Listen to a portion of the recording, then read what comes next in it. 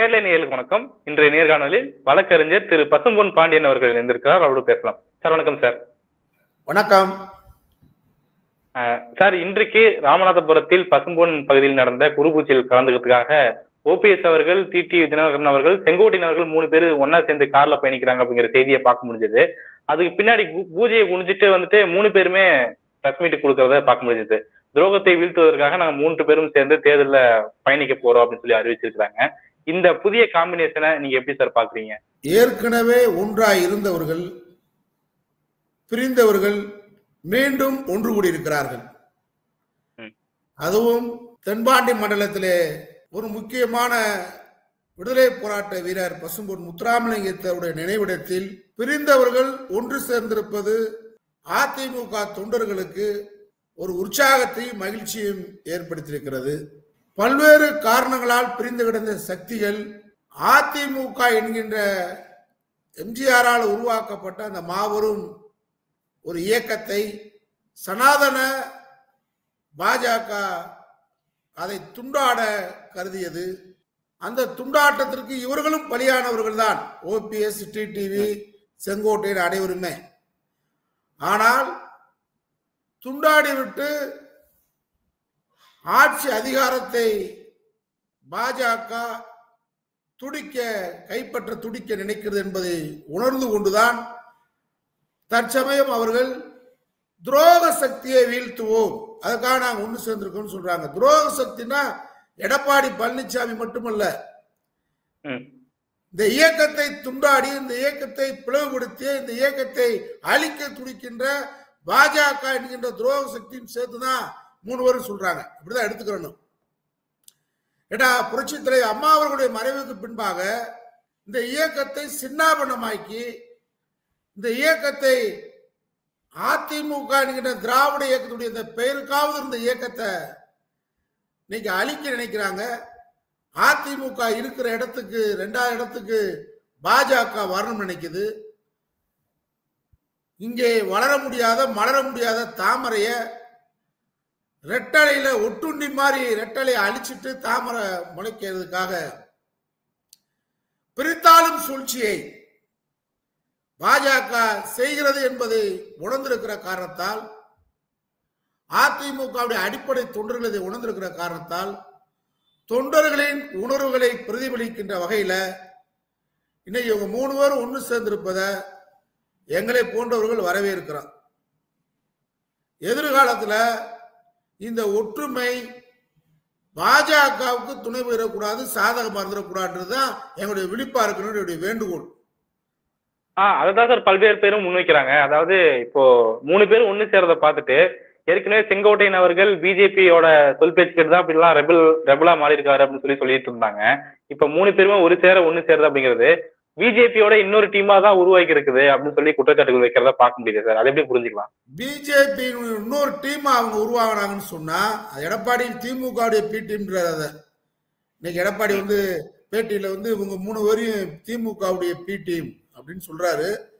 ஆனா இவங்க 3 பேரையுமே பாஜக தூக்கி எறிந்து விட்டது, பயன்படுத்தி துரோகத்தனத்துடைய முகத்தை பாஜக உங்களுக்கு காட்டிருச்சு. டிடிவி கடைசி வரைக்கும் நாங்க பாஜக தேசிய ஜனநாயக கூட்டணியில் இருப்போம், பிரிந்து போன ஓபிஎஸ் கூப்பிடுவேன்னு சொல்லிட்டு இருந்தவரையும் வெளியே அனுப்பிச்சிட்டாங்க. செங்கோட்டையனை காமிச்சு எடப்பாடியை மிரட்டிட்டாங்க. கொங்கு மண்டலத்துல நீ இல்லாட்டினா, நீ ஒத்து வரவில்லை என்றால் நாங்க செங்கோட்டையனை அதிமுகக்குள்ள கொண்டு வந்துருவோம்னு எடப்பாடி செங்கோட்டையனை டெல்லிக்கு வர வச்சு, நிதியமைச்சர் நிர்மலா சீதாராமனை பார்க்க வச்சு, அவருக்கு இஜெட் பிரிவு பாதுகாப்பு கொடுத்து, விஜய் கொடுக்குற மாதிரி கொடுத்து, அவரையும் ஒரு பெரிய தலைவர் மாதிரி நாங்க அதிமுக நாங்க நினைச்சா கொண்டு வர முடியும் அப்படின்றத அவரை காண்பித்து எடப்பாடியை மிரட்டி கையில வச்சிருக்கு பாஜக.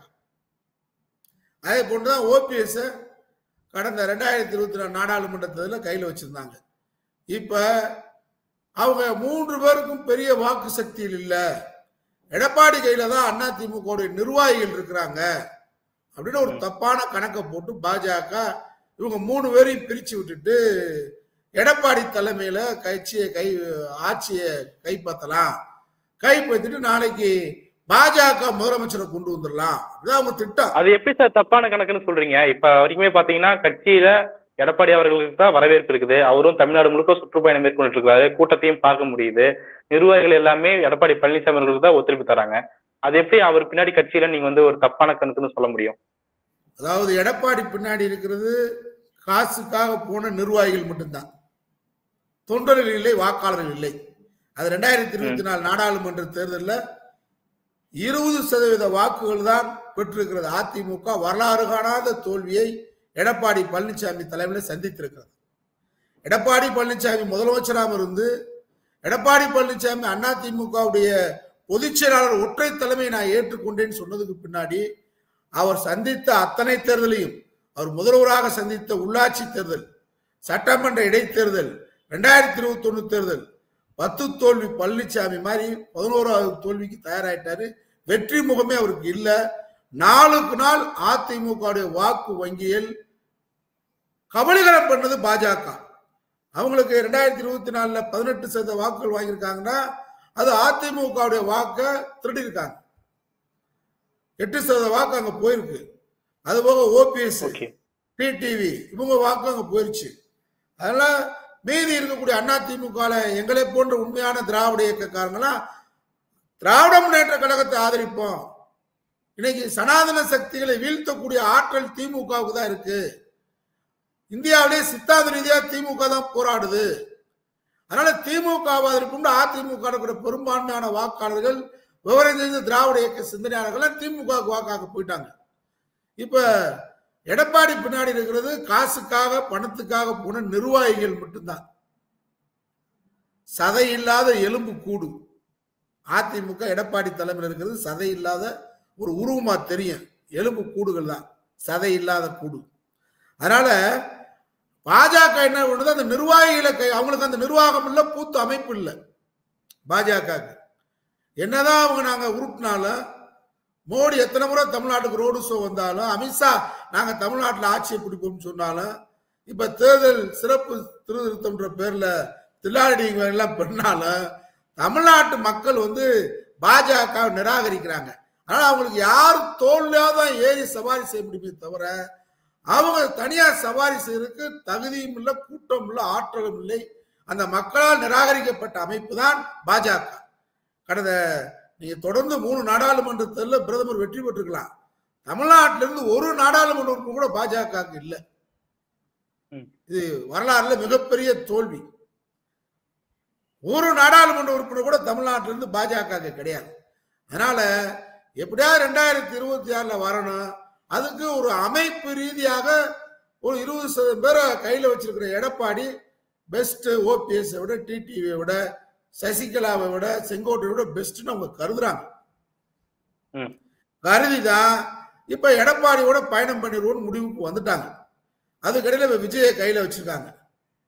விஜயும் கையில வச்சுக்கிட்டு விஜய் அண்டு எடப்பாடி பாஜக கூட்டணி தமிழ்நாட்டில் வரலாமான்னு அது ஒரு பக்கம்.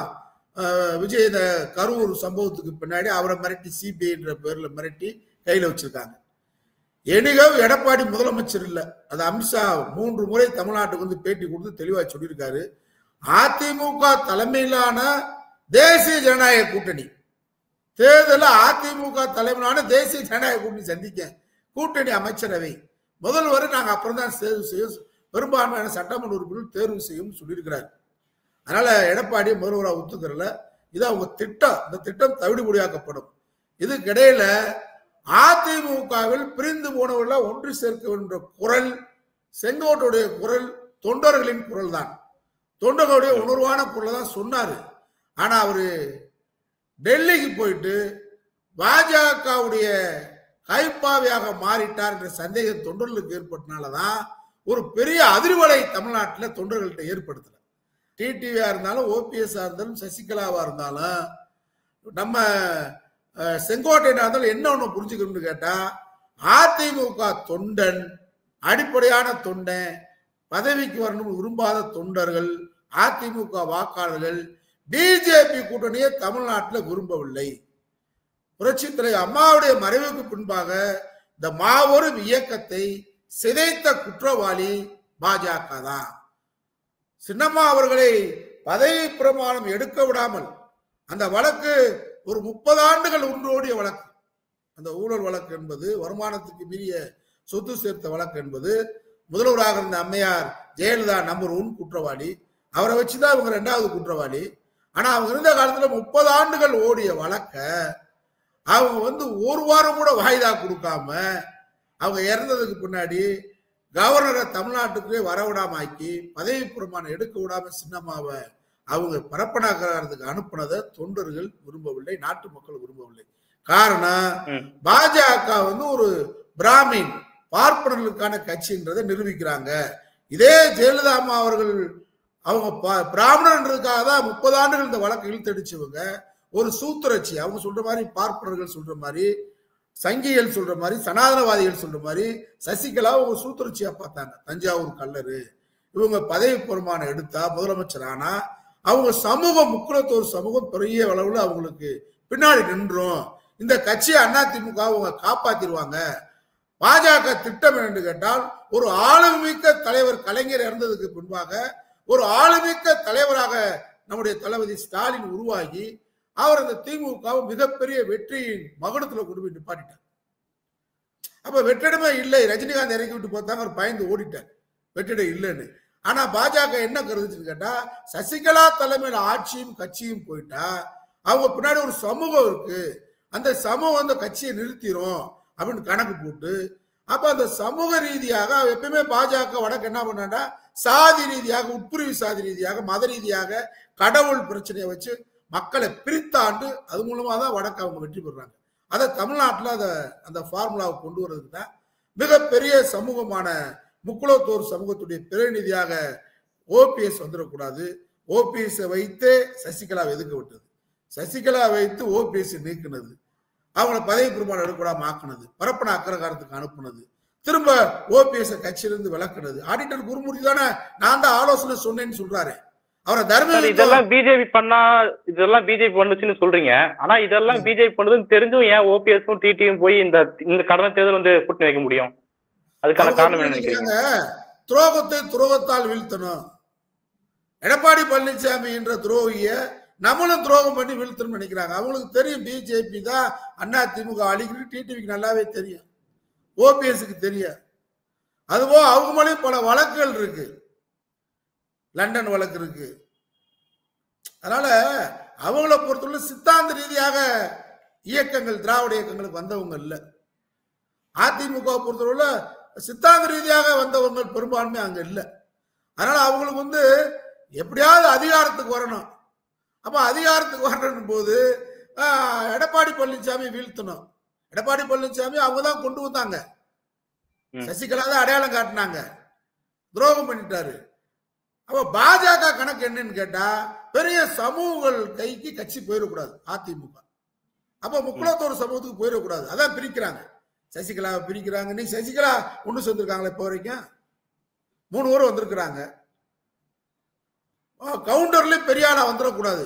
அண்ணாமலையும் கவுண்டர்ல பெரிய சக்தியா வந்துடக்கூடாது. அந்த தலைவர் வதியை புடுங்கினது எடப்பாடி சசிகலா சேர்ந்து சொல்றாங்க சார். சேர்ந்தா வரவேற்போம், வாழ்த்துவோம், வரவேற்போம். சேரணும். பாஜகவுக்கு எதிராக அதிமுக நிலைப்பாடு எடுக்கணும். இவங்க எல்லாம் ஒண்ணு சேர்ந்து, அதான் விருப்பம், நாட்டு மக்கள் விருப்பம், தொண்டர்கள் விருப்பம்.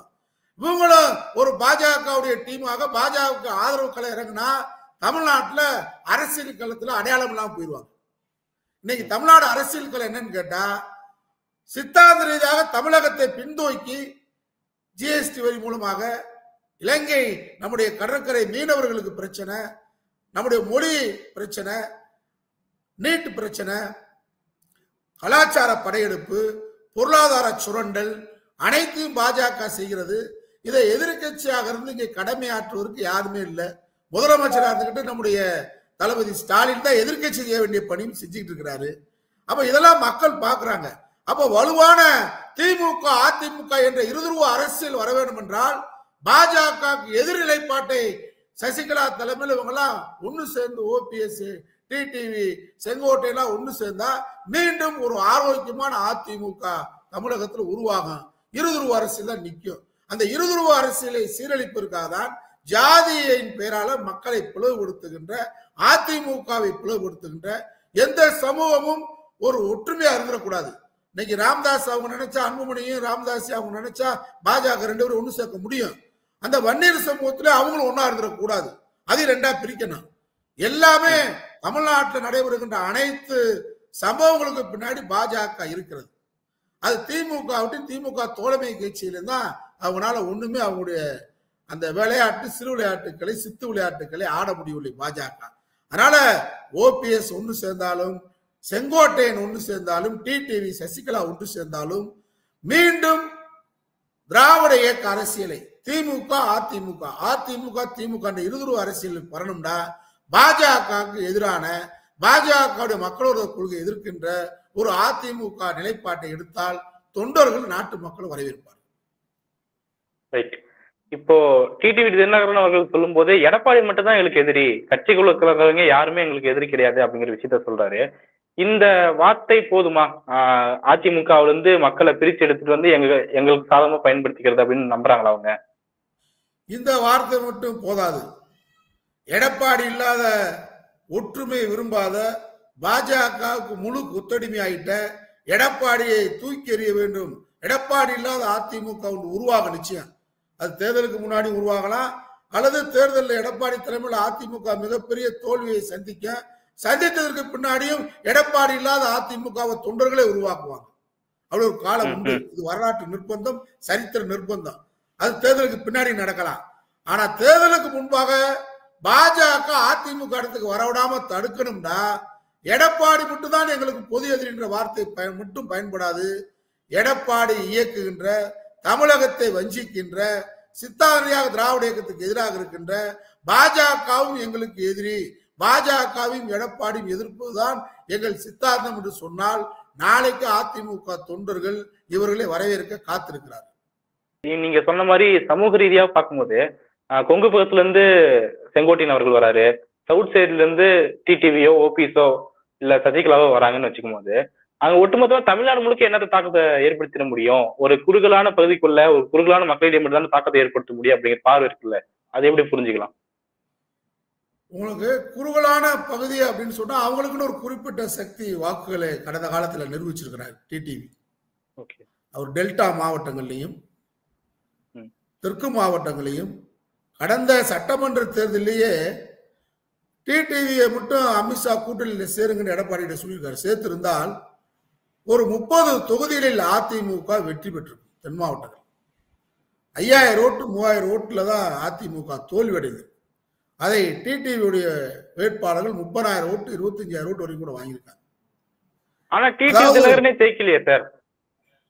டிடிவி தினகரன் வெற்றி பெறவில்லை என்றாலும் நாடாளுமன்ற தேர்தலில் ஜெயலலிதா அவர்கள் வெற்றி பெற்ற போடி ஆண்டிபட்டி, எம்ஜிஆர் அவர்கள் வெற்றி பெற்ற ஆண்டிபட்டி தொகுதியில 3 லட்சம் வாக்கு வாங்கியிருக்காரு நாடாளுமன்ற தேர்தலில். முன்னாள் அமைச்சர் உதயகுமார் பொறுப்பாளராக இருந்து வேலை பார்த்த தேனியில அதிமுக 90,000 ஓட்டு தான் வாங்கியிருக்கு. அதே போன்றுதான் ராமநாதபுரத்துல புது சின்னம் பலாப்பழ சின்னத்துல இருந்து 2வது இடம் நாடாளுமன்றத்தில் 3 லட்சம் ஓட்டு தான். கடைசி நேரத்தில் வேட்புமனு தாக்கல் பண்ணி பன்னீர்செல்வம். அதிமுக வெறும் 90,000 ஓட்டு தான். அங்கே உதயகுமார் பொறுப்பாளர். நீங்க அதிமுக 2024 7 இடங்களுக்கு மேல ஜாமீன் தொகை பறி கொடுத்திருக்காரு. குறிப்பிட்டது 5 தொகுதி தென் மாவட்டங்கள். சென்னையில 3 தொகுதியிலுமே 4வது இடம். அதனால இவங்களுக்கு அதிமுக வெற்றியை தடுக்கக்கூடிய சக்தி செங்கோட்டையனுக்கு, டிடிவிக்கு, சசிகலாவுக்கு, ஓபிஎஸ் இருக்குல்ல. வெற்றியை தடுக்கக்கூடிய வாக்கு சக்தி அவங்க இருக்குல்ல. அவங்க வெற்றி பெற்றுவாங்க, அமோகமா வந்துருவாங்கன்னு சொல்ல விரும்பல. அதிமுக வெற்றியை எடப்பாடி முதலமைச்சராக வரக்கூடிய வெற்றியை பாஜக நினைக்கிற அந்த கனவை தவிர்க்கக்கூடிய ஆற்றல் உங்களுக்கு இருக்கு. அதுதான் சொல்ல வரேன். ஓகே சார், பல்வேறு கட்ட அரசியல் சூழல் பத்தி நிறைய விஷயங்களை பகிர்ந்துட்டீங்க சார். மிக்க நன்றி சார். நன்றி.